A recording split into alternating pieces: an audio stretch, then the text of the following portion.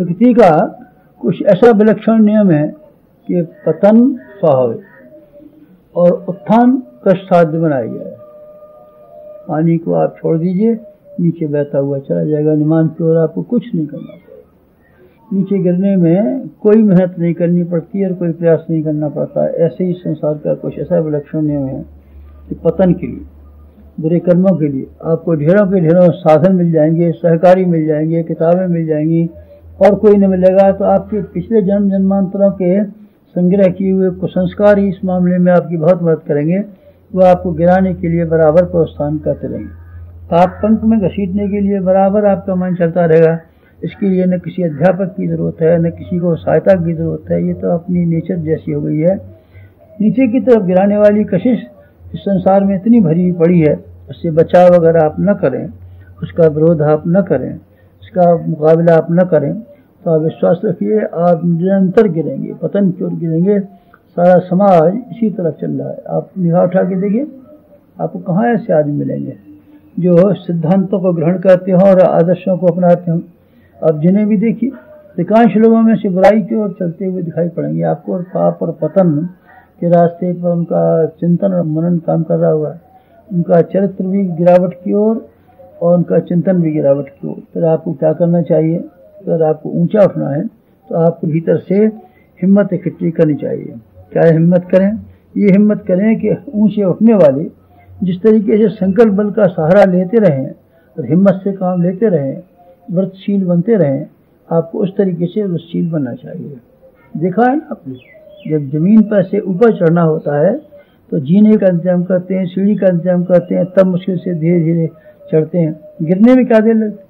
अंतरिक्ष से उल्काएं अपने आप गिरती रहती हैं जमीन की ओर, और रॉकेट अगर फेंकने पड़ते हैं तब तो आपने देखा है ना, करोड़ों अरबों रुपया खर्च करते हैं तब एक रॉकेट का ऊपर अंतरिक्ष में उछालना संभव होता है।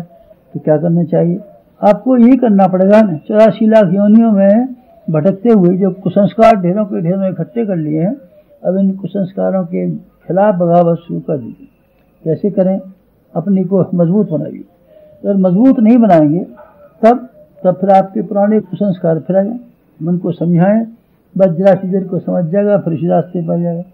तो क्या करना चाहिए? संकल्प शक्ति का विकास करना चाहिए। संकल्प शक्ति किसे कहते हैं? संकल्प शक्ति उसे कहते हैं जिसमें कि ये फैसला कर लिया जाता है कि हम ये तो करना ही है, ये तो हर हाथ में करना है, करेंगे या मरेंगे। इस तरीके से संकल्प अगर आप किसी बात का कर लें तो आप विश्वास रखिए, फिर आपका जो मानसिक निश्चय है वो आपको आगे बढ़ा देगा। और आपका मनोबल नहीं है और निश्चय बल नहीं है, ऐसे ख्वाब देखते रहते हैं, ये करेंगे, विद्या पढ़ेंगे, व्यायाम करना शुरू करेंगे, करना काम करेंगे, ये करेंगे। आप कल्पना करते रहिए, कभी कुछ नहीं कर सकते। कल्पनाएं आज तक किसी की सफल नहीं हुई और संकल्प किसी के असफल नहीं हुए। इसीलिए आपको संकल्प शक्ति का सहारा लेने के लिए व्रतशील बनना चाहिए। आप व्रतशील बने।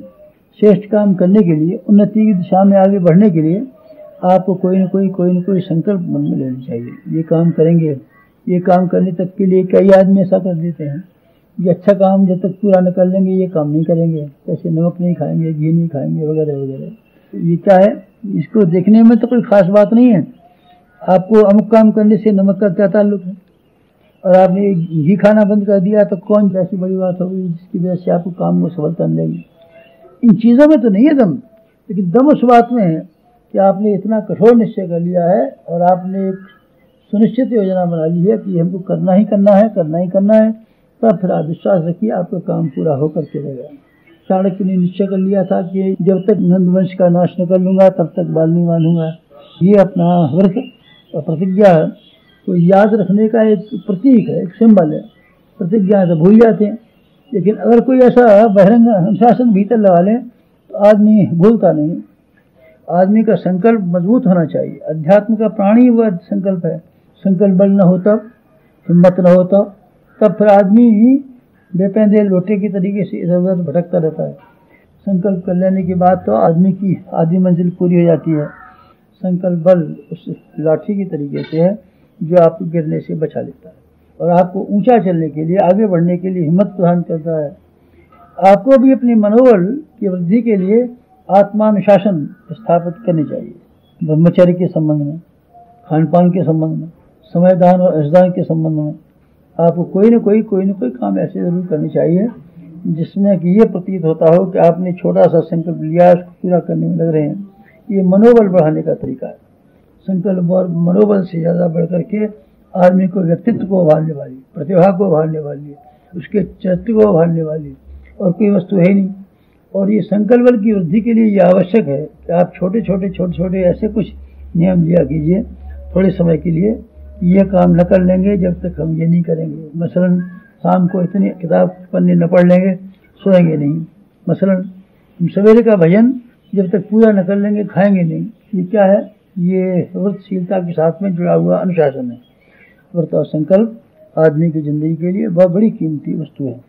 आप ऐसे ही किया कीजिए। समाप्त।